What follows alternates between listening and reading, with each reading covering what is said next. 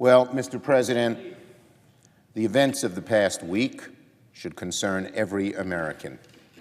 This may have been the most chaotic week of what's undoubtedly the most chaotic presidency ever in the history of the United States.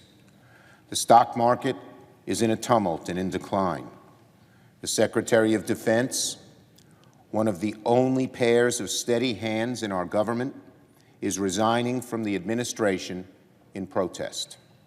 And the United States is pulling out of Syria and likely Afghanistan, abandoning our coalition's allies in the Kurds, and surrendering the field to Putin, Iran, Hezbollah, ISIS, the Taliban, and Bashar al-Assad. The position of Defense Secretary, of Attorney General, of Ambassador to the United Nations, of Interior Secretary, and even Chief of Staff to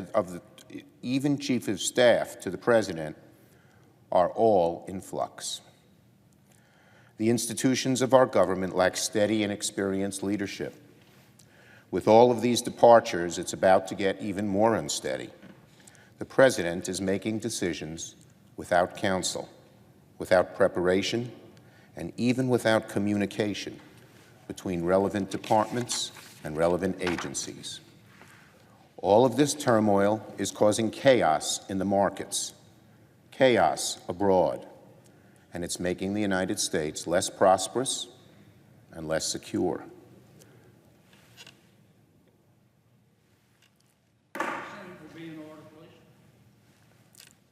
And to top it all off, President Trump has thrown a temper tantrum and now has us careening towards a Trump shutdown over Christmas.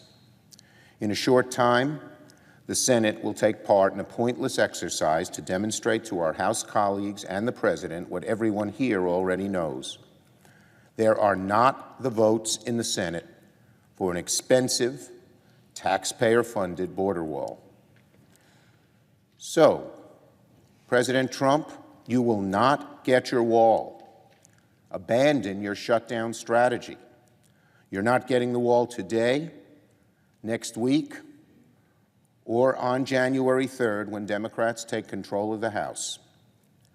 Just 2 days ago, the Senate came together to support a proposal by Leader McConnell, unanimously, every Democrat, every Republican, to extend government funding through February without partisan demands. What it would accomplish would be that the government would not shut down. The fights that we're having would be postponed to a later day, and millions of Americans would not be hurt this Christmas week. So let me repeat that. The Senate, every Democrat, every Republican, has already unanimously supported a clean extension of government funding. Democrats supported the measure because we do not want to see the government shut down. We have no demands other than that. We had every indication the President would sign the legislation, as did our friends, the Republicans on the other side of the aisle in the Senate. But yesterday, President Trump, hounded by the radical voices of the hard right, threw another temper tantrum. And here we are, once again, on the brink of what the President has spent months saying he wanted, a Trump shutdown. The President will try to do his best to blame Democrats, but it's flatly absurd. President Trump called for a shutdown no less than 25 times. In our meeting in the Oval Office, President Trump said, quote, "If we don't get what we want, I, President Trump, will shut down the government." "I am proud to shut it down," said President Trump. "I'm not going to blame you," meaning Democrats. "I will take the mantle of shutting it down." Those are President Trump's words, and nothing he says or does today can undo that. No Democrat has called for shutting the government down. We are all working to avoid it. The President seems to relish it. He seems to feel it'll throw a bone to his base.